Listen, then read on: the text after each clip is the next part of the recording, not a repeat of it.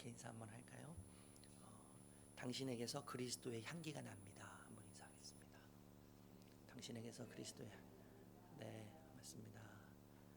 네, 잘 오셨어요. 행복합니다. 그죠? 우리 시간 다 함께 일어나셔서 우리 주 하나님 찬양하겠습니다.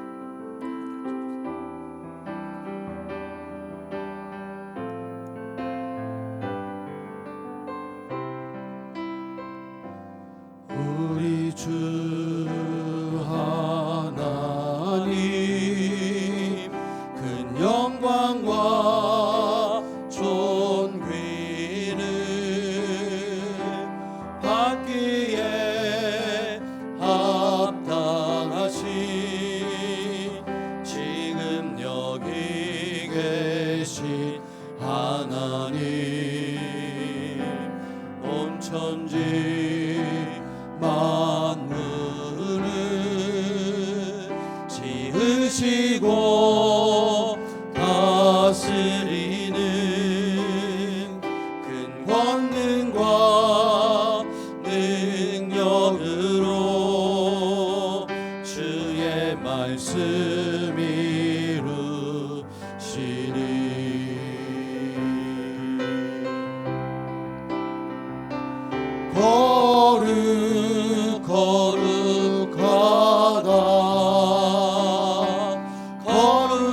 거룩하다 주 하나님 곧 전능하신 이여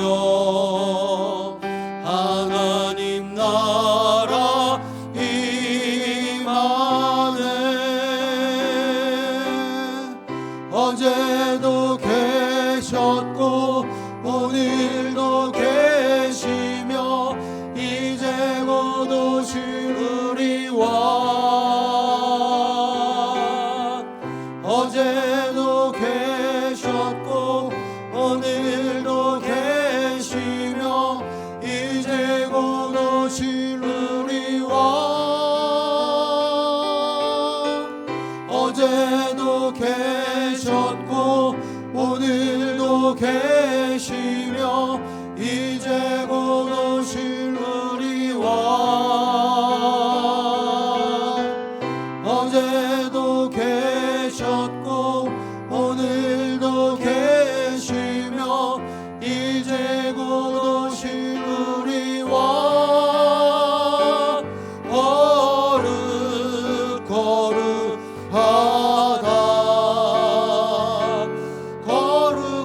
거룩하다 주 하나님 곧 전능하신 이여 하나님 나라 임하네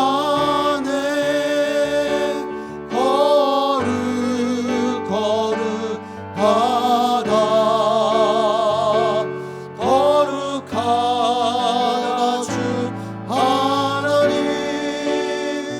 곧 전능하신 이여 하나님 나라 임하네. 아멘. 하나님은 우주와 열방의 통치자이십니다.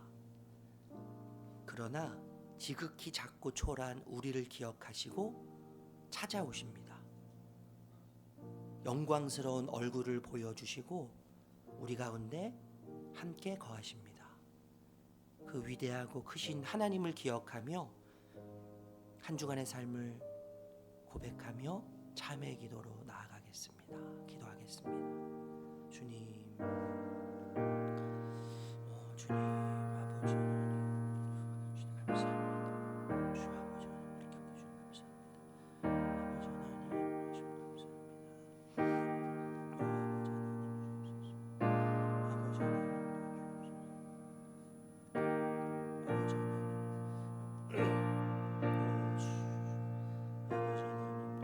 하나님 아버지 하나님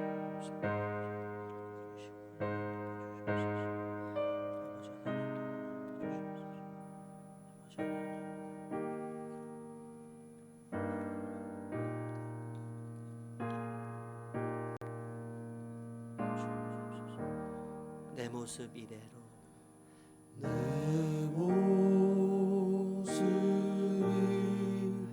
이대로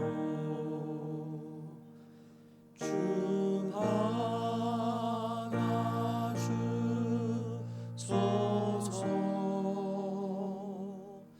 날 위해 돌아가신 주 날 받아주소서.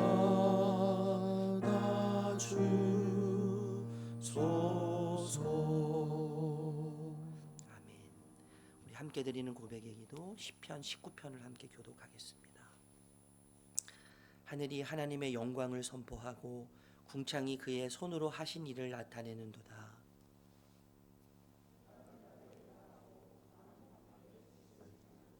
언어도 없고 말씀도 없으며 들리는 소리도 없으나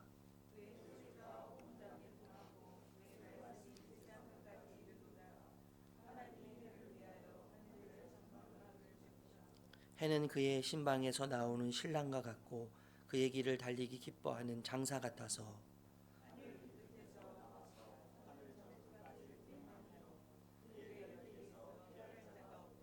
여호와의 율법은 완전하여 영혼을 소생시키며 여호와의 증거는 확실하여 우둔한 자를 지혜롭게 하며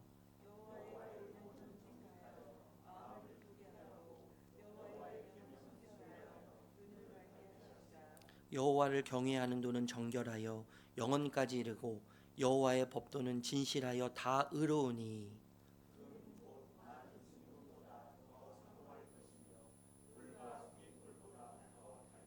또 주의 종이 이것으로 경고를 받고 이것을 지킴으로 상이 크니이다.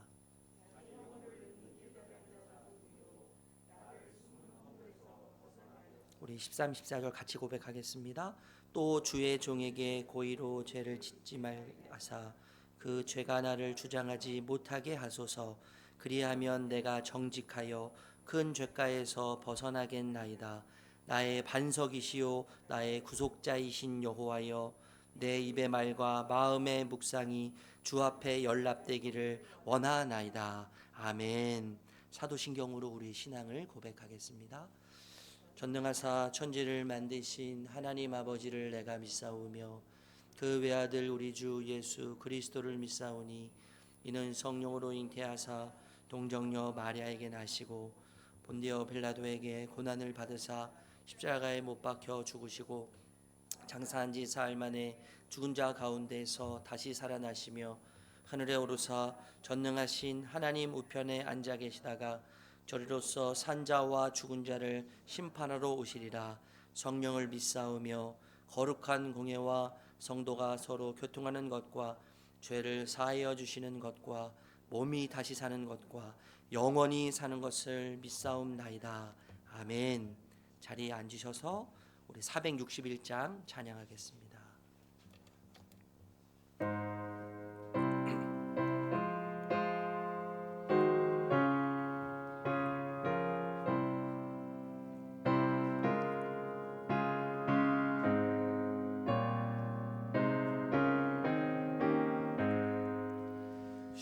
십자가를 질 수 있나 주가 물어보실 때 죽기까지 따르오리.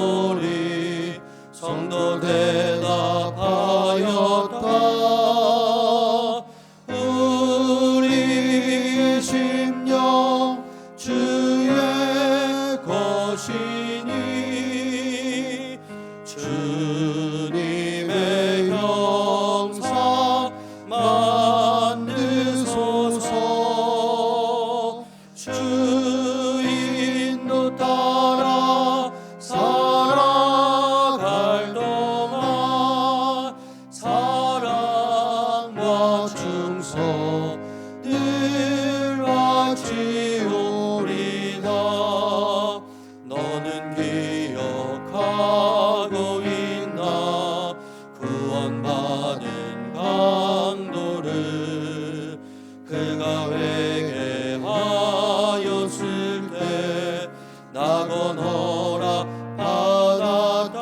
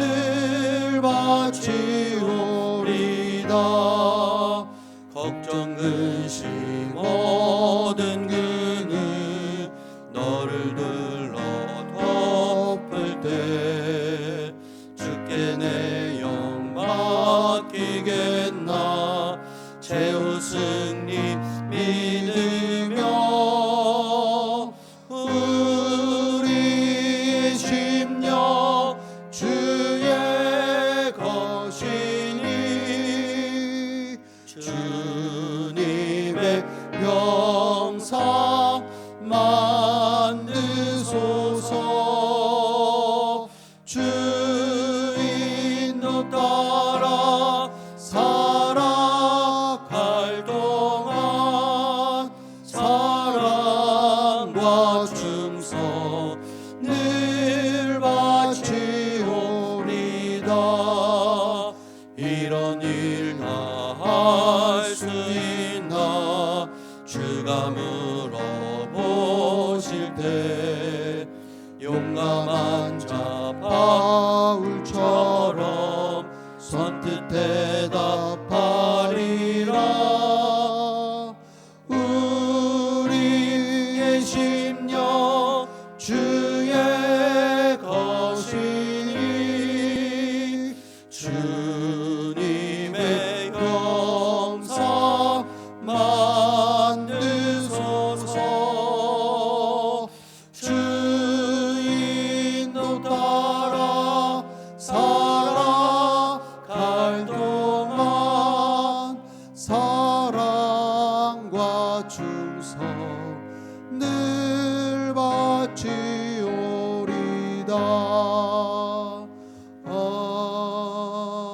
아멘. 우리 구원해 준 주님, 추운 겨울이 가고 푸른 계절이 오셔서 감사드립니다. 하나님, 멀었던 시절이 있었습니다. 지금 교회 말씀을 통해 예수님의 사랑으로 행복한 시간이 되게 해주세요. 감사합니다. 이상희 목사님 사랑으로 주시는 말씀에 예수님이 어떤 분인지 조금 알고 가고 있습니다. 예수님 봉담 교회 오면 저는 무지 기분이 행복합니다. 예수님 아버지, 우리의 예수님을 보다 구원해 주시는 감사드립니다. 사랑은 주님, 내 이웃을 내 같이 사랑을 하시라고 하시지만 저는 사랑을 못했습니다. 나 손해를 봐야 되는지 이해를 하지 못했습니다. 주님의 십자가의 사랑을 담는 사람이 되고 싶다. 누가 미워했지만 죄를 용서해 주세요. 하나님 아버지, 4월 10날에 국회 선거 날이 있습니다. 하나님, 사랑을 이어서 사랑으로 좋은 사람이 뽑혔으면 좋겠습니다. 하나님 도와주세요. 하나님 아버지, 이 세상이 전쟁 때문에, 날씨가 지병 때문에 힘들어합니다. 하나님, 전쟁이 빨리 종결해 주세요. 아픈 사람 찾아가 주세요. 의사들이 폐업을 해서 환자들이 치료를 못 받고 있습니다. 이 문제를 빨리 해결해 주세요. 아픈 사람들이 피해를 보고 있습니다. 도와주세요. 말씀으로 전해진 이상희 목사님, 찬양으로 섬겨 주시는 성배창 목사님 건강을 지켜주세요. 말씀으로 찬양으로 예수님을 만나는 시간이 되게 해주세요. 살아계신 예수님의 이름으로 기도했습니다. 아멘.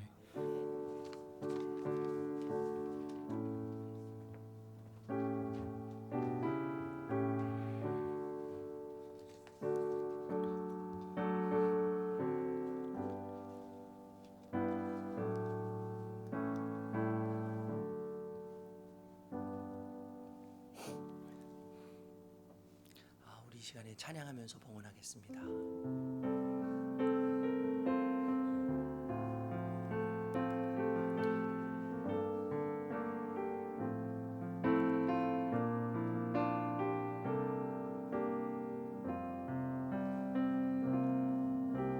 나의 모습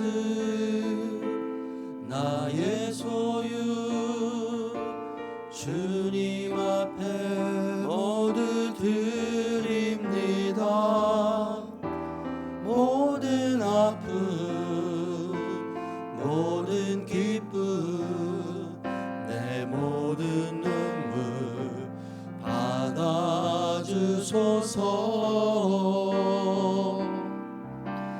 나의 생명을 드리니 주 영광 위하여 사용하옵소서. 내가 사는 날 동안에 주를 찬양하며 기쁨 음의 재물 되리. 나를 받아 주소서.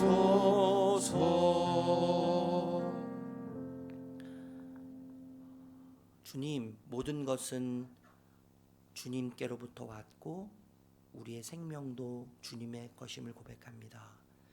아들도 아끼지 아니하시면서 모든 것을 주신 주님을 생각하며 우리도 기쁜 마음으로 주님을 예배합니다. 그리고 우리의 모든 것을 물진에 담아 드립니다. 우리의 소유, 우리가 가진 것을 주님 우리의 소유로 주장하지 않고 청지기의 마음으로 그것을 바라보게 하시고 누리게 하시고 흘려보내게 하여 주시옵소서. 그리하여 무엇보다 우리의 말과 행동을 통해 그리스도의 향기를 드러내며 우리의 온전한 삶이 주님께 드려질 수 있도록 은혜를 허락해 주시옵소서. 물질로 또 경제적으로 또 육체적으로 정신적으로 연약한 지체들을 기억하시고 주님 채우시고 공급하시고 강하게 하시는 귀한 은혜를 경험하는 복된 자리가 되도록 인도하여 주시옵소서. 예수님의 이름으로 기도드립니다. 아멘. 감사합니다. 반갑습니다. 잘 오셨습니다. 우리 다시 한번 인사할까요? 주님의 사랑과 평안을 전합니다. 한번 인사하겠습니다. 주님의 사랑과 평안을 전합니다. 네, 우리 앞뒤에 계신 분들 또 멀리에 계신 분들 또 이렇게 어색한 분들도 있고 잘 모르는 분들도 있고 하는데 그런 분들 보시면서 다시 한번 인사하겠습니다. 주님의 사랑과 평안을 전합니다. 네, 평안을 전합니다. 네, 감사합니다. 교회 소식 여러분 전해드릴 텐데요. 지난주에 우리 김희진 성도님 또 향남에서 등록하셨는데 아마 2부 예배 오실 거예요. 함께 축복하는 시간을 갖도록 하겠습니다. 설립 예배 5월 11일 오후 2시에 진행됩니다. 우리 이영철 집사님과 최은석 집사님이 이제 준비 팀장님으로 또 지금 열심히 또 준비하고 계세요. 너무 열심히 섬겨주셔서 감사드리고 또 함께 우리 팀장님들도 섬기고 계시는데 이를 위해서 기도해 주시기를 부탁드립니다. 그리고 저희가 이제 옥상을 좀 이제 사용하게 될 것 같아요.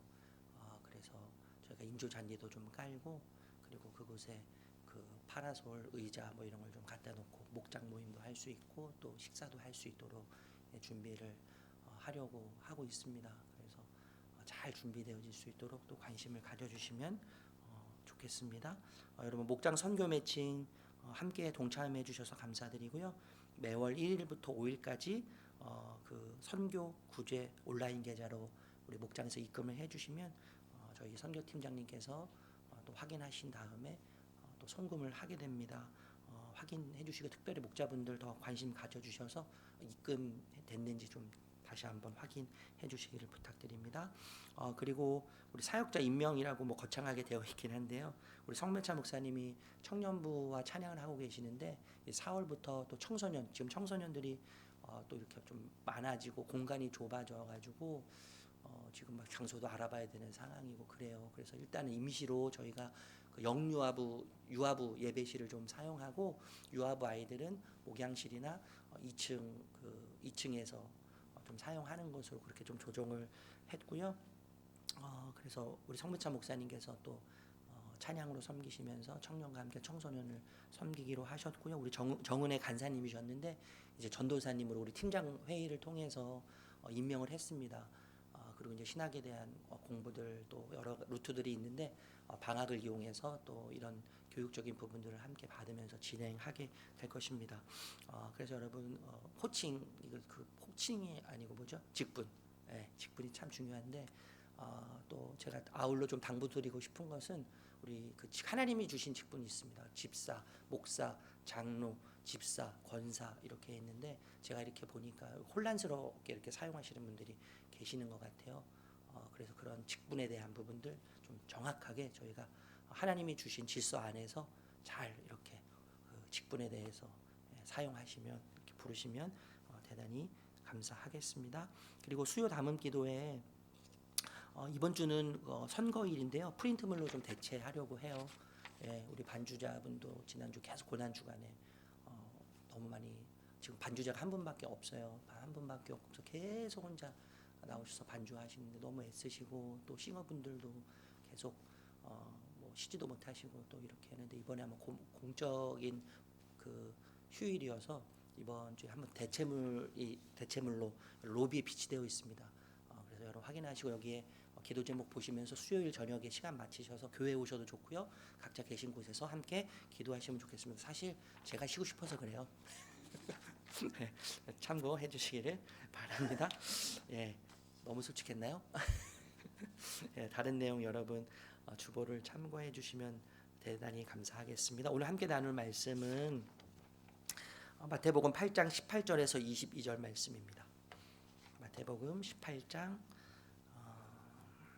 8장이죠. 8장 18절에서 22절 말씀. 우리 같이 제가 말씀을 나누면서 본문 말씀을 읽도록 하겠습니다. 찾으시고 저를 봐주시면 됩니다. 우리 사랑스러운 성도님들 참 너무너무 사랑스럽습니다. 감사하고요. 여러분 1950년대 초반에 강원도 어느 깊은 산골에 상수라는 아이가 살았습니다. 상수. 어느 날 큰아버지가 난생 처음으로 노란 고무신을 선물로 주셨어요. 그래서 이 난생 처음 받아본 고무신이었기 때문에 애지중지 아끼면서 신발을 이 발에 신고 다니지 않고 두 손에 항상 이렇게 쥐어잡고 이 고무신을 들고 다녔어요. 하루는 개울가에서 이 고무신을 닦기 위해서 이렇게 닦고 있는데 급물살이 생겼습니다. 그래서 그만 안타깝게도 손에서 고무신을 놓치게 되는 거예요.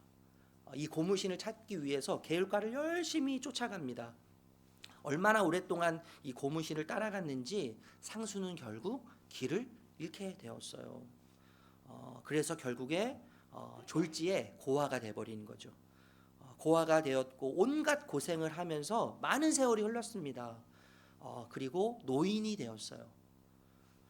마침 TV에서 그 이상가족 찾기 프로그램이 진행된다는 것을 알고 TV에 나가서 자신의 사연을 소개합니다. 그런데 그 프로그램을 통해서 형이 그 프로그램을 보게 되는 거예요. 그리고 방송국에 연락을 하고 이 사랑하는 동생을 수십 년 만에 만나게 되었습니다.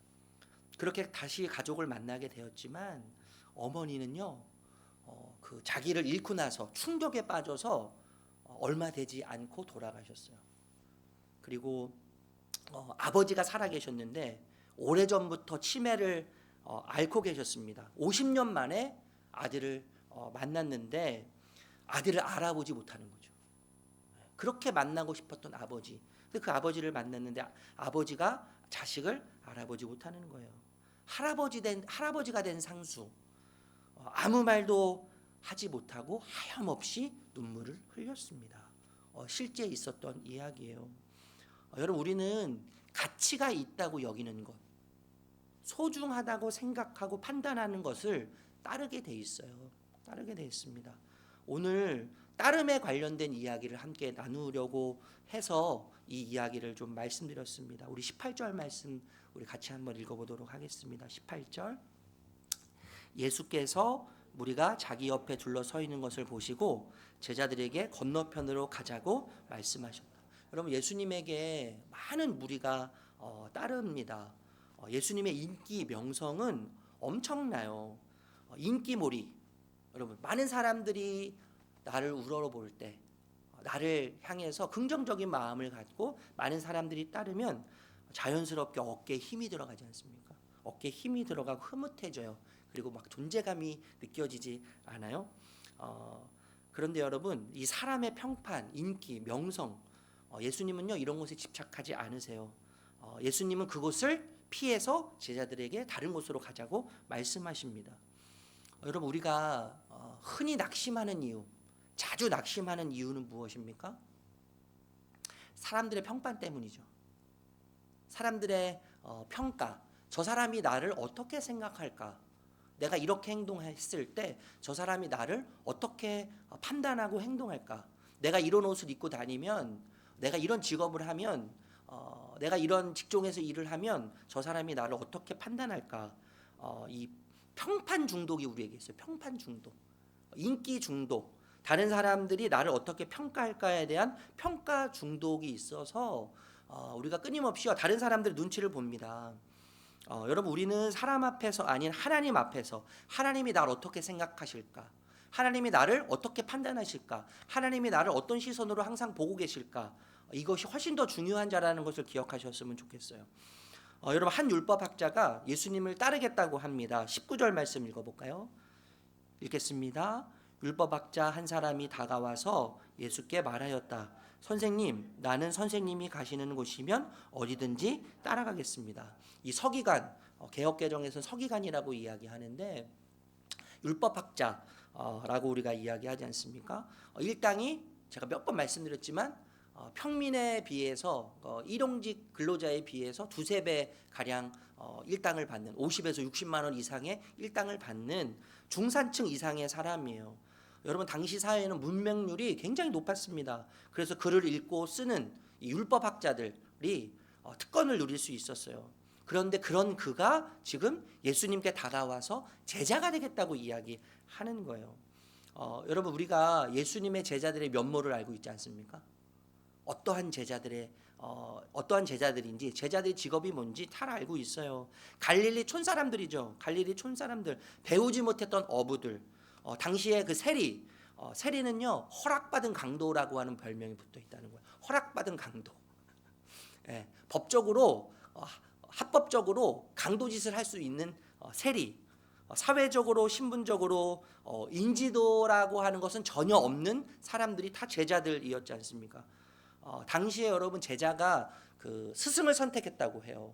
스승이 제자를 선택하지 않고 제자가 스승을 선택했는데, 그런데 율법학자, 당대의 지도급 인사죠. 당대의 지도급 인사인, 저명 인사인, 서기관 출신인 율법학자가 찾아와서 예수님의 제자가 되겠다고 하는 거예요. 이건 굉장히 놀라운 일입니다, 여러분. 어마어마한 일이에요. 그리고 참 고마운 일이에요. 예수님 입장에서는요. 예수님의 인기와 명성과 또 명예, 인지도, 이런 것들이 이 율법학자가 제자가 되는 이 사건으로 인해서 훨씬 더 많이 높아질 것은 분명한 일입니다. 그런데 여러분, 예수님을 부르는 이 율법학자의 호칭을 잘 보아야 돼요. 그 호칭은 여러분 관계를 말하지 않습니까? 이 호칭은 관계를 말하는데, 이 율법학자가 예수님을 어떻게 불러요? 선생님이라고 불러요. 선생님. 사복음서 마태, 마가, 누가, 요한, 이렇게 이 사복음서를 주의 깊게 읽어보면 여러분, 제자들은요, 예수님을 주여라고 불러요. 주님, 주여, 이렇게 부르는데, 가룟 유다는요, 예수님을요, 주여라고 부르지 않는 것을 발견하게 돼요. 뭐라고 부르는지 아세요? 가룟 유다가 예수님을요, 선생님, 랍비여, 이렇게 불러요. 그런데 오늘 예수님을 찾아온 이 율법학자도 예수님을 부를 때 선생님, 랍비여, 이렇게 부른다는 거예요. 그러니까 그들의 인식 수준에서 예수님이 어떤 분인지를 평가할 수 있는 거 아니겠습니까? 그리고 예수님이 누구신지 지금 정확히 모르는 거예요. 그냥 단순히 선생님이고 그리고 랍비일 뿐인 거죠. 여러분, 그런데 왜 율법학자가 예수님을 따르려고 했을까요? 예수님을 찾아와서 왜 예수님을 따르겠다고 했을까요? 그 이유가 무엇일까요? 왜냐하면 여러분, 예수님이 이 율법을 해석할 때 새로운 방법으로 율법을 해석하셨기 때문이에요. 적용하셨고, 그리고 그 적용하고 해석하는 것들이 너무 비범하셨어요. 지금까지 이 율법학자가 가르침 받아온 방식과는 완전히 다른 방식이었어요. 이 땅에서는 한 번도 들어볼 수 없었던, 마치 하늘의 이야기처럼 너무나 생소하면서 그 가르침과 적용들이 이 율법학자를 압도했습니다. 그래서 예수님의 제자가 되려고 했던 것이죠. 그렇게 예수님의 가르침을 받고 서기관으로서 특별하고 뛰어난 서기관, 율법학자가 되고 싶었습니다. 예수님을 선생님으로 모셔서 그 예수님으로부터 특별한 가르침을 받아서 뛰어나고 특별한 서기관, 율법학자가 되고 싶었어요. 그리고 더 나아가서 서기관이라고 하는 활동, 기반을 바탕으로 해서 제자 중에서도요, 특별하고 뛰어난 제자가 되길 원했어요. 한마디로 이야기하면 예수님의 후광 효과를 원한 거죠.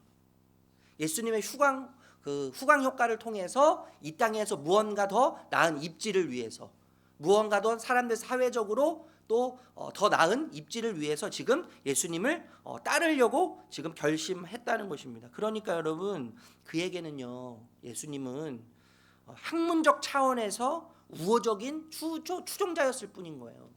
학문적인 차원에서 예수님을 따르려는, 추종하려는 그런 추종자였을 뿐인 것이죠. 자신의 필요, 이익을 위해서 따르려고 한 것뿐입니다. 자신을 위해서, 오직 자신의 이익을 위해서, 자신의 필요를 위해서 따른 것뿐이에요. 여러분, 예수님을 따르는 사람의 유형이 있죠. 교회 안에요, 예수님을 믿고 예수님을 따르는 사람들의 유형이 나눠져 있다는 겁니다. 자신의 필요에 의해서 예수님을 따르는 자가 있다는 거예요. 나의 필요를 위해서 예수님을 따르는 자가 있다는 것입니다. 여러분, 예수님의 가르침 참 좋죠. 그렇죠? 네, 좋아요. 기독교 정신, 박애 정신 좋습니다, 여러분. 섬김, 사랑, 희생, 뭐 이런 거 너무나 좋아요. 도덕적이고 윤리적을 강조하는 예수님의 이타 정신, 멋져 보이지 않습니까? 훌륭해 보이지 않습니까? 매력적이에요. 그리고 여러분, 종교 하나쯤은 있으면 나쁠 게 없어요. 교회 다니면 마음도 평안해요. 교회 다니면요, 나이스해 보이고 되게 괜찮아 보여요. 교회 다니지 않을 것 같은 사람이 교회 다닌다고 하면 왠지 더 괜찮아 보여요. 그리고 교회 안에서 다양한 계층의 덕망 있는 사람들을 만나는 것은 손해볼 게 없어요. 괜찮은 일이에요. 좋은 일이에요. 나쁠 거 없습니다. 우리가 좀 전에도 봤지만 많은 무리가 예수님을 따랐어요. 많은 무리가 예수님을 따를 때 하루는 저녁이 되었습니다. 저녁이 되어서 사람들이 배고플 때 예수님께서 그 무리들을 향해서 오병이어 기적을 베푸세요. 그 오병이어의 기적을 베푸신 이후에 예수님께서 무리를 향해서 뭐라고 말씀하셨냐면, 요한복음 6장 26절 말씀 우리 같이 읽어보도록 하겠습니다. 시작. 예수께서 대답하여 이르시되 내가 진실로 진실로 너희에게 이르노니 너희가 나를 찾는 것은 표적을 본 까닭이 아니요 떡을 먹고 배부른 까닭이로다. 여러분, 무리가 예수님을 따른 이유는 자신의 배를 위해서, 배를 채우기 위해서, 떡을 위해서 예수님을 따랐다는 거예요. 배부르기 위해서 따랐다는, 개인적인 목적과 이유가 있었다는 거예요. 그 목적은 떡이었고 필요를 채우기 위해서였다는 것입니다. 여러분, 사도행전에 보면 시몬이라는 사람이 나오죠. 시몬이라는 사람, 마술사예요. 그래서 그 지역에서 뭐 인지도 굉장히 높아, 명성이 자자했던 사람입니다. 그런데 빌립이 그 지역에 가서 기도하고 성령이 임하는 것을 수많은 사람들이 목격하고, 지금까지 이런 마술과 같은 일들은 없었거든요. 현상은 없었거든요. 근데 이 시몬이라고 하는 마술사가 빌립에게 와서 뭐라고 이야기합니까? 얼마를 주면 나도 성령을 받게 하는 그 일을 할 수 있습니까? 성령을 돈으로 사려고 하는 거예요. 뭘 위해서요? 자신의 인지도와 명성을 위해서 성령을 돈으로 사려고 했다는 것입니다. 그러니까 자신의 필요죠. 자신의 이익을 위해서 성령을 돈으로 사려고 하는 건데, 여러분, 20세기 최고의 신학자라고 불리는 보네퍼라는 분 여러분 아실 거예요. 이분이 현대 기독교인들은 너무 값싼 은혜를 구한다, 이렇게 얘기했어요. 현대 기독교인들은 너무 값싼 은혜를 구한다. 그래서 은혜를 싸구려로 만든다, 이런 이야기를 했습니다. 여러분, 은혜는 물론 공짜 아닙니까? 쉽게 주어지는 거예요. 거저 주어지는 거예요. 그래서 너무 쉽게 생각해요. 너무 가볍게 여겨요. 예수님을 따른다고 하면서 어떤 대가나 어떤 희생도 바라지 않아요. 오로지 자신의 필요, 자신의 이익을 위해서 따르죠. 예수님이 목적이 아니라 예수님이 수단이 되어버리신 거예요. 나의 어떤 것을 이루기 위한 예수님의 수단. 이런 사람들을 향해서 예수님의 반응은요, 아주 냉정하십니다.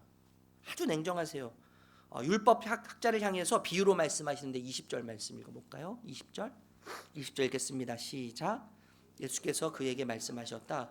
여우도 굴이 있고 하늘을 나는 새도 보금자리가 있으나 인자는 머리 둘 곳이 없다. 여러분, 동물도 거처할 곳이 있다는 것입니다. 여우도 새도 머리 둘 곳이 있고 쉴 곳이 있다는 거예요. 그래서 여우와 새를 비유하시는데, 그런데 예수님은요 어떻다는 것입니까? 자신의 삶은요 정처 없이 여기저기 순회하는 삶, 나그네 삶이라고 묘사하시는 거죠. 여우, 새, 이것은 로마와 관련되어 있는, 로마를 비유하기 위해서 말씀하신 건데, 예수님께서 예전에 헤롯을 비유하실 때 여우라고 비유하신 적이 있으세요. 여우. 그리고 이 새는 로마의 통치권을 의미해요. 그러니까 여우와 새도 머리 둘 것이 있다라고 이야기하는 말씀은 세상의 힘, 권력은 그 권력을 가진 자들이 자기 자신을 위해서 산다는 거예요. 힘과 권력을 가진 자들이 백성과 나라와 민족을 위해서 섬기거나 희생하지 않고 오로지 자기 자신을 위해서 쌓아둔다는 것이죠. 그런 의미로 말씀하시는 거예요. 그런데 여러분, 이 여우와 새가요, 상징적 의미가 있어요. 상징하는 상징적 의미가 있는데, 여우는 간사함을 의미해요. 간사함을 상징해요. 그리고 새는 허영심을 상징합니다. 허영심을 국어사전에서 찾아보니까 자기 분수에 넘치고 실속이 없이 겉모습뿐인 영화라는 거예요. 실속이 없고 겉만 화려한 영화라는 거예요. 또는 필요 이상의 거칠해. 그러니까 한마디로 여러분, 허영심은 헛된 영광이라는 겁니다. 허영심은요, 헛된 영광이에요. 내 수준에 안 맞게 살아가는 것. 그렇지 않은데 그런 척하는 이 허영심은요, 헛된 영광이에요. 여러분, 21세기에서 가장 대중적인 죄가 뭐냐 하면 헛된 영광을 추구하는 허영심이라는 겁니다. 헛된 영광을 추구하는 허영심이라는 거예요. 교만이 몸통이라고 한다면 교만에서 나온 줄기가 허영심이라는 거예요. 여러분, 이 허영심은요, 칭찬과 명예에 대한 지나친 욕망을 낳습니다. 이 허영심은 칭찬, 다른 사람들로부터의 칭찬, 그리고 다른 사람들부터 명예에 대한 지나친 욕망을 낳는다는 거예요. 그래서 인정 욕구에 목마르게 된다는 거예요. 인정 욕구. 누군가 나를 인정해 주지 않으면 죽을 것 같은 거예요. 누군가 나를 인정해 주지 않는 말을 하면 막 산산조각이 날 것 같은 거예요. 내 스스로가 무너질 것 같은 거예요. 여러분, 그것뿐만 아니죠. 자신이 지닌 능력과 은사를 아주 특출하게 생각한다는 거예요. 이 허영심은요. 나에게 있는 은사, 재능, 달란트를요, 특별하게 여겨요. 특출나게 여겨요. 그리고 자신만 탁월하다고 과시하고 타인의 칭찬을 교묘하게 유도합니다. 자신이 특별하고 탁월한 존재라고 생각하면서 그런 자신의 존재를 알리기 위해서 자신을 드러냄으로써 노골적으로 드러낸다는 거예요. 자신을 노골적으로 드러내면서 스스로를 높인다는 거예요. 그래서 여러분, 이 기생하기 쉬운 곳이 어디냐면 사람들이 모여 있는 거예요. 혼자 있을 때는 이 허영심이 작동하지 않습니다.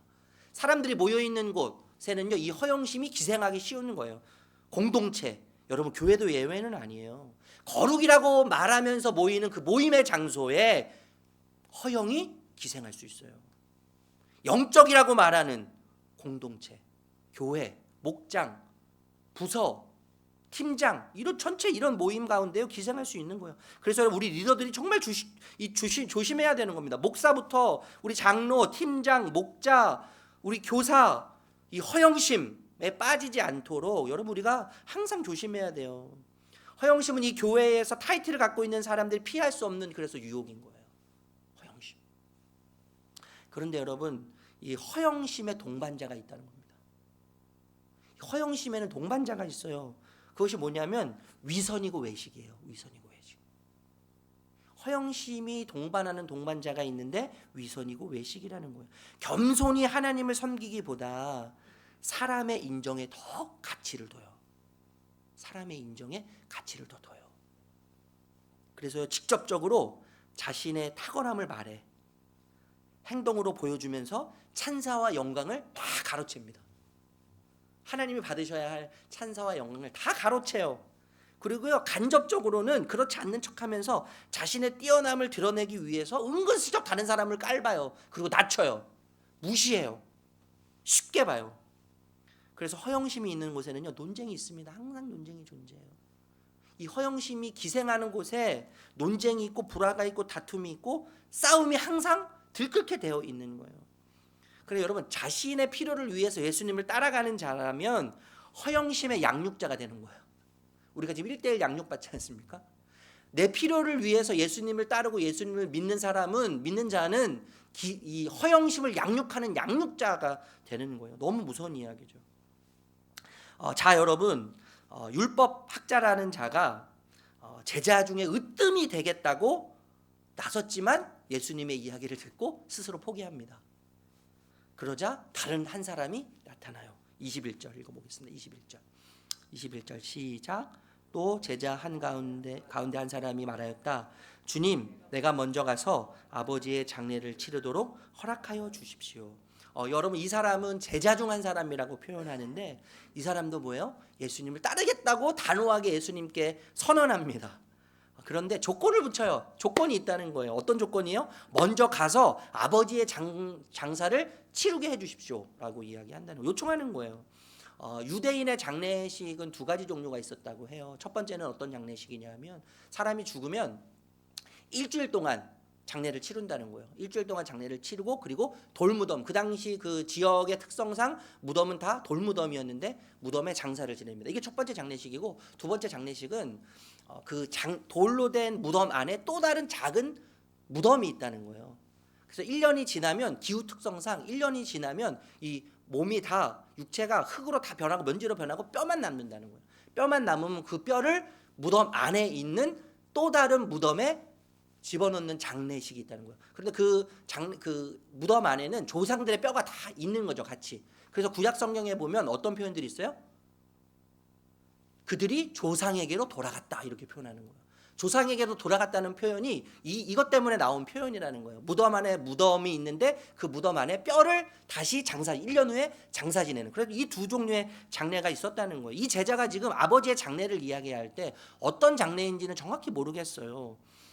그런데 이 제자가 한 말을 주목해야죠. 예. 이 제자가 한 말을 주목해야 되는데 이 제자가 한 말이 무엇입니까? 먼저라고 하는 단서가 있다는 거예요. 먼저. 그러니까 여러분, 예수님을 따르는 것보다 아버지의 장례가 먼저고 중요하다는 거예요, 이 제자에게요. 여러분, 율법은 부모님을 공경하는 것을 굉장히 중요하게 이야기하지 않습니까? 그죠? 십계명 보면 첫 번째부터 넷째 계명 하나님과의 관계에서의 계명이고, 다섯 번째부터 열 번째까지가 사람과의 관계에서의 계명이에요. 그런데 그 사람과의 관계에서 첫 번째 계명이 뭡니까? 부모를 공경하라는 거예요. 다섯 번째 계명이 부모를 공경하라는 거예요. 여러분, 자녀가 부모를 모시고 부모님이 돌아가시면 자녀가 부모의 장례를 치르는 것은요, 인종과 문화와 시대를 초월해서 기본적인 상식이에요. 이 중요성을 예수님도 아세요. 그런데 예수님은 뭐라고 말씀하세요? 22절 읽어보겠습니다. 22절 시작.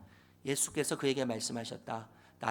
너는 나를 따라오너라. 죽은 사람의 장례는 죽은 사람들이 치르게 두어라. 무엇을 말씀하시는 겁니까? 우선성을 말씀하시는 거예요. 먼저 아버지의 장례를 치르겠다고 하는 아버지의 장례, 가족이 우선적이라고 판단하고 계산했던 제자들을 향해서 우선성에 대해서 예수님께서 지금 말씀하시는 거예요. 우선성의 문제를 지적하시는 것이죠. 예수님은 2순위가 아니라는 겁니다. 예수님은 2순위가 아니라 항상 1순위셔야 된다는 것을 말씀하고 계시는 거예요. 사업이 잘 되면 예수님 믿겠습니다. 자녀가 잘 되면 부모님께 효도하고 나서 내가 원하고 내가 계획하는 것이 잘 이루어지면 내가 그때 믿겠습니다. 이것은 뭐예요? 다 2순위예요. 예수님이요. 2순위예요. 지난주에 오랜만에 대학 동기 목사님을 만났습니다. 아주 오랜만에 만났는데 우리 친구들 동기들의 막 근황을 나눴어요. 이야기를 나누는데 어떠한 한 친구의 이야기를 했습니다. 목회를 하다가 생활고가 온 거예요. 생활고가 왔어요. 그래서 생활비를 벌기 위해서 그 정수기 관련된 이런 코디네이터 일을 하게 되었어요. 그런데 생각보다 이 코디네이터 일이 수입이 너무나 좋은 거예요. 목회할 때보다. 그래서 목회를 잠시 미뤘어요. 그리고 지금 코디네이터 일을 하고 있는 거예요. 또 다른 친구 이야기를 들어보니까 개척을 해서 열심히 개척을 하다가 장소를 옮겨야 되는데 장소를 옮기려면 그 보증금이 필요한 거예요. 그 보증금을 벌기 위해서 택배 일을 하기 시작했습니다. 택배 일을 하는데 한 달에 700에서 800을 번다는 거예요. 생각보다 너무 많은 돈을 벌게 된 것이죠. 근데 보증금이 다 벌었음에도 불구하고 이 수입이 너무나 좋으니까, 너무나 생각보다 크니까 지금 목회를 미뤘다는 거예요. 목회하지 않고 있다는 거예요. 여러분, 한 교수님이 수업 시간에 우선순위와 중요성에 대해서 가르치기 위해서 학생들 앞에 빈병과 골프공과 조약돌과 또 모래와 물을 준비했습니다. 인스타에서 제가 봤는데 빈병에 여러분 이 모든 것을 담기 위해서는 무엇부터 넣어야 합니까? 네? 무엇부터 넣어야 할까요? 빈병에 골프공, 조약돌, 모래, 물 있는데 크기는 중요성을 말하는 거예요. 골프공, 조약돌, 모래, 물 이렇게 있는데 여러분 이 빈병에 모든 것을 담기 위해서는 무엇부터 넣어야 돼요? 교수님이 골프공부터 넣기 시작하는 거예요. 골프공을 넣고 그 다음에 조약돌, 작은 조약돌을 넣습니다. 그리고 모래를 넣어요. 그리고 물을 넣어요. 그랬더니 어떻게 됐을까요? 다 들어갔어요. 그런데 순서를 반대로 했습니다. 먼저 물을 넣었어요. 그리고 모래를 집어넣었어요. 그리고 조약돌을 넣고 골프공을 넣으려고 하니까 공간이 없어서 다 들어가지 못하는 거예요. 순서가 바뀌니까 안 되는 거예요. 골프공 크기 가장 중요한 것을 먼저 채워 넣었더니 그 다음에 중요한 것들이 서서히 채워지면서 다 그 빈통 안에, 빈병 안에 들어갔다는 거예요. 무슨 말이냐 하면 가장 중요한 것을 중요하게 여기면 나머지 것들은요 따라오게 돼 있어요. 가장 중요한 것을 중요하게 여기면 나머지 중요한 것들, 덜 중요한 것들은요 따라오게 되어 있습니다. 그런데 덜 중요한 것을 가장 중요한 것으로 여기면 나머지는요 잃게 되는 거예요. 잃게 되는 거예요. 잃게 되는 거예요. 여러분 오늘 이 말씀의 결론을 이제 나누려고 하는데 여러분 예수님을 따르기 위해서 우선시 여겨야 할 핵심 가치가 있습니다. 좀 전에 제가 우선성을 말씀드렸잖아요. 우선성. 중요한 것을 중요한 것으로 여기고 중요한 것으로 여길 때 나머지 덜 중요한 것들은 따라오게 되어 있는데 또 다른 핵심 가치는 뭐냐면 의존성이라는 거죠. 의존성. 예수님이 어린아이를 세워두십니다. 제자들 앞에서요. 제자들 앞에서 어린아이를 세워두시고 너희가 나를 따라오려거든 어린아이와 같은 자가 되어야 한다고 아주 명쾌하게 말씀하셨어요. 마태복음 18장 3절 말씀 읽어볼까요? 같이 읽겠습니다. 시작. 내가 진정으로 너희에게 말한다. 너희가 돌이켜 어린아이들과 같이 되니 아니면 절대로 하나님 나라에 들어가지 못할 것이다. 여러분 아이들의 이 본성, 이 착했기 때문에 예수님께서 지금 아이를 세우신 겁니까? 아니면 순수해서요? 우리가 아이를 키우다 보면 그렇지 않다는 걸 알지 않습니까? 야, 아이도 이래서 죄인이구나. 그거 깨닫게 돼요. 우리 자녀 볼 때, 야, 이래서 죄인이야. 이 아이도 나에게는 끔찍히 사랑스러운 아들이, 내 눈에 넣어도 아플 것 같은 아들이지만 딸이지만 그래도 야, 역시 죄인이야. 이걸 느끼게 돼요, 여러분. 그런데 여러분 아이에게는 확실한 특성이 있습니다. 아이에게는 확실한 특징이 있어요. 그것이 뭐냐면요, 부모에 대한 절대 의존성이에요. 부모에 대한 절대 의존성. 여러분 질문을 한번 해보겠습니다. 엄마가 있어요. 엄마. 그리고 100억이 있어요. 100억. 엄마와 100억이 있는데 둘 중에 하나를 선택하라면 여러분 뭘 선택하시겠어요? 눈이 반짝반짝 빛나세요? 100억 얘기하니까요. 엄마와 100억이 있어요. 둘 중에 하나 고민되시죠? 저 같으면 100억을 주는 사람을 엄마라고 부를 거예요. 100억을 주는 사람은 엄마라고 부를 겁니다. 정말 끔찍하게 살아갈 거예요. 그런데 여러분 아이에게 물어보세요. 아이에게 100억과 엄마 둘 중에서 하나 선택해라 이러면 아이들도 알아요. 100억이 얼마나 가치 있는 건지 알아요. 100억으로 많은 것을 할 수 있다는 것을 알아요. 많은 것을 살 수 있다는 것을 알아요. 하지만 엄마랑 100억 중에서 선택하라고 하면 아이들은요 주저하지 않아요. 주저하지 않고 뭘 선택해요? 엄마를 선택하는 거예요. 엄마. 왜냐하면 아이들에게요 엄마는요 절대 가치예요. 절대 가치. 엄마는 절대 가치예요. 엄마는 절대 선입니다. 아이들에게요. 여러분 따름에 있어서 또 다른 중요한 핵심 가치가 있습니다. 중심성이에요. 중심성. 고린도전서 8장 6절 읽어볼까요? 8장 6절 시작. 그러나 우리에게는 아버지가 되시는 하나님 한 분이 계실 뿐입니다. 만물은 그에게서 났고 우리는 그분을 위하여 있습니다. 그리고 한 분 주님이신 예수 그리스도가 계십니다. 만물이 그로 말미암아 있고 우리도 그분으로 말미암아 있습니다. 여러분 예수님이 세상의 중심이시라는 거예요. 세상의 역사와 나라와 민족, 국가, 교회, 개인 한 개인의 역사의 중심이 예수님이시라는 거예요. 모든 시작의 끝이 예수님이시라는 거예요. 그래서 예수님이요 우리 삶의 중심이 되셔야 한다는 거 아니겠습니까? 여러분 주어가 있고 동사가 있어요. 주어가 있고 동사가 있어요. 우리는 일반적으로 어떻게 신앙생활하냐 하면 우리가 주어가 되죠. 그리고 예수님이 동사가 되세요. 계획하는 거 다 내가 해요. 뜻을 세우는 건 내가 해요. 그리고 하나님으로 하여금 동사가 되시도록 해요. 하나님이 움직이시도록 해요. 하나님이 일하시도록 해요. 그런데 여러분, 하나님의 중심적인 삶은 하나님을 주어로 삼고 우리는 동사가 되는 삶이에요. 하나님의 뜻, 하나님의 계획에 맞춰서 우리의 모든 것을 초점을 맞추는 겁니다. 그래서 하나님이 명령하시고 하나님의 뜻에, 하나님의 계획에 우리의 모든 삶의 발자취들을 맡기는 거예요. 그래서 우리가 움직여가는 거예요. 주어는 하나님이 되셔야 하고 동사는 우리의 몫이죠. 이게 중심성이에요, 여러분. 이게 중심성이에요. 제가 수요일에 한번 말씀드렸는데, 잠실 여러분 롯데타워 거의 몇 층이죠? 102층인가요? 예, 102층. 이 초고층 빌딩이 대비하는 게 뭐냐 하면 지진보다 바람에 더 대비를 잘해야 된다는 거예요. 바람. 대만에 여러분, 저는 가보지 않았는데 대만의 빌딩 중에서 세계에서 9번째로 높은 빌딩이 있습니다. 타이페이 101 빌딩이라고 해요. 타이페이 101 빌딩. 총 101층이고 높이는 508m예요. 508m. 어마어마하죠. 그런데 여러분, 이 고층 빌딩 한 가운데 층인 88층에서 92층 사이에는요, 무려 728톤이나 되는 추가 있다는 거예요. 추.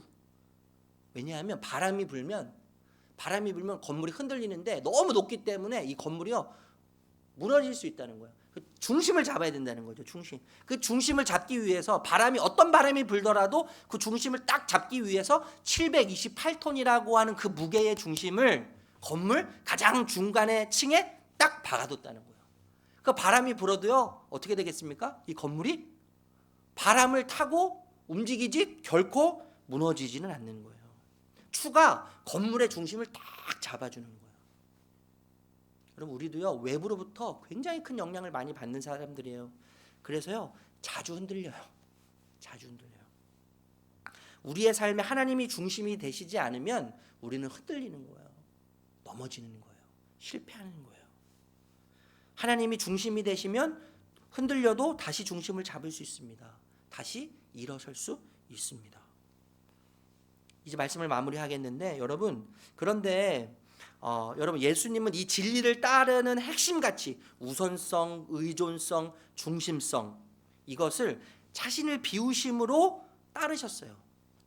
그래서 예수님은요 항상 하나님께 우선성을 두셨고 하나님을 의존하셨고 하나님을 항상 중심에 두신 삶을 사셨어요. 실제로 그렇게 사신 분이 예수님이시지 않습니까? 진리를 따름으로 하늘의 뜻이 이 땅에 실제가 되는 삶을 사셨어요. 예수님이요. 저는 여러분, 우리 성도님들께 여러분도 예수님처럼 사십시오, 반드시 그렇게 사셔야 합니다라고 말씀드리고 싶지 않아요.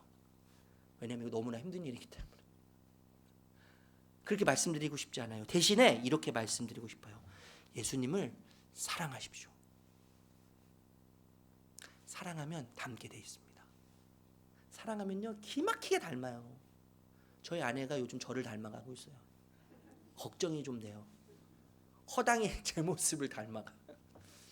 여러분, 사랑하면요 닮아가는 거예요. 예수님처럼 살려고 몸부림치지 않아도 괜찮아요. 대신에 예수님을 사랑하려고 몸부림치는 거예요. 우리는요. 그러면 그 예수님의 사랑에 우리가 안겨서 그 예수님을요 닮아가게 되어 있어요.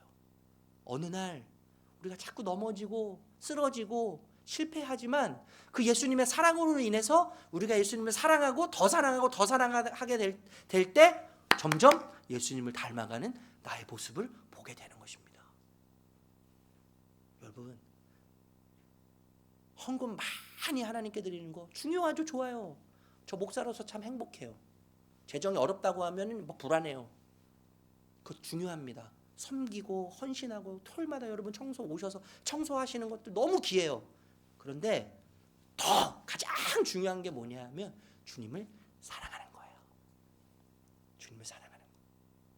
주님을 사랑하면 우리가 주님을요 자연스럽게 닮게 되어 있는 거예요. 우리 사랑하는 모든 성도님들, 주님을 사랑할 때 그 믿음의 여정의 길을 먼저 가신 예수님을 통해 하늘의 뜻이 우리 삶의 실제가 되는 은혜를 누리게 될 것입니다. 그 여정의 길을 노래하면서 가실 수 있는 힘을 날마다 공급받으시기를 예수님의 이름으로 축복합니다. 축복합니다. 복음 고백할까요? 복음 고백 같이 고백하겠습니다. 시작. 제가 하는 어떤 행위도 하나님이 저를 더 사랑하시거나 덜 사랑하시도록 할 수 없습니다. 주님의 인재와 인정만이 저희 영원한 자유와 만족을 위해 필요한 것임을 잊지 않게 하옵소서. 주님이 제게 어떻게 행하셨는지를 기억하여 저도 다른 이들을 대하게 하옵소서. 주님의 십자가에서 무한한 긍휼과 자비를, 주님의 부활에서 영원한 능력과 권세를 신뢰함으로 오늘을 살게 하옵소서. 아멘. 다 함께 일어나셔서 예수 나의 산소망, 우리 믿음으로 고백합시다. 주님만이 나의 산소망이십니다. 찬양하겠습니다.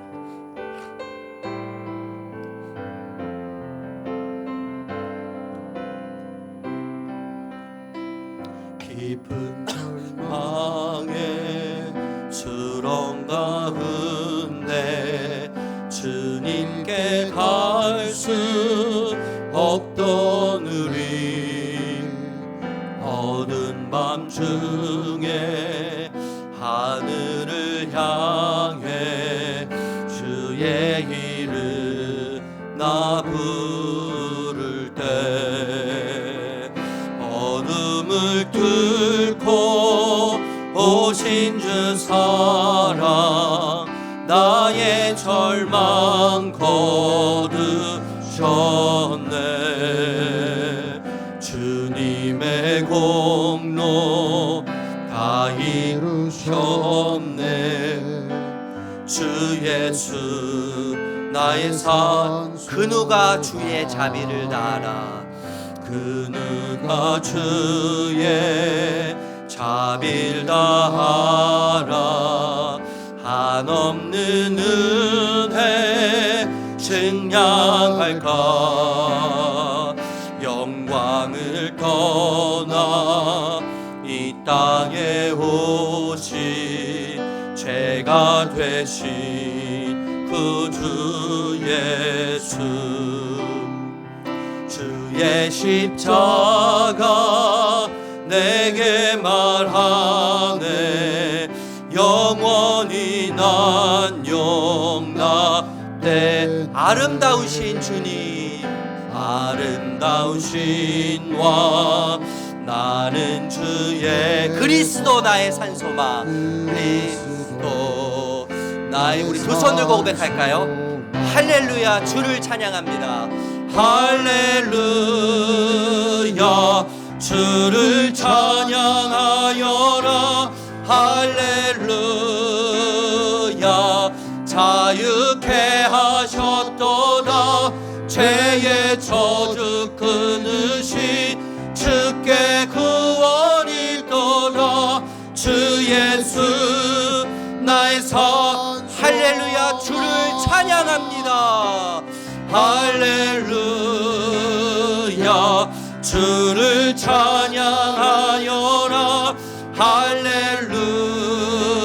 할렐루야. 자유케 하셨도다. 죄의 저주 끊으신 주께 구원이 있도다. 주 예수. 우리 한 번 더 고백합시다. 할렐루야. 주를 찬양합니다. 할렐루야. 주를 찬양하여라. 자유케 하셨습니다.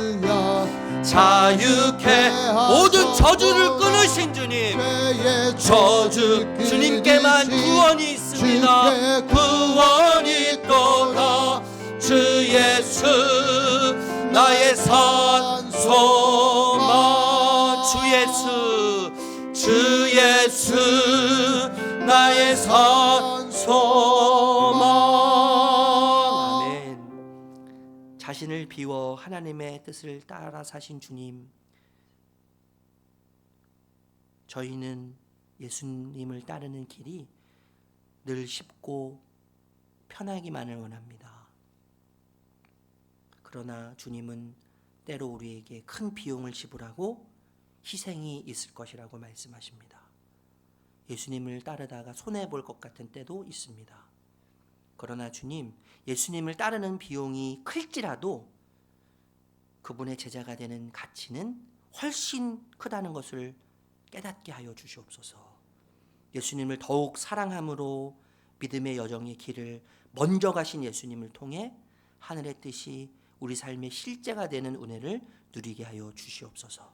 이번 한 주간 그 힘으로, 그 은혜로 주님을 따르는 자의 가치, 그 가치를 기억하며 살게 하여 주시옵소서.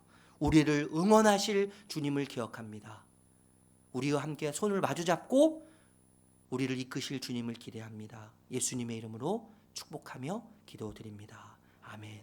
우리 주 예수 그리스도의 은혜와 하나님 아버지의 사랑과 성령의 인도하심이 우리 사랑하는 주의 백성 한 분 한 분 머리 위에, 가정이, 직장이 하시는 모든 일들 위에 영원토록 함께 하시기를 간절히 축원하옵나이다. 아멘.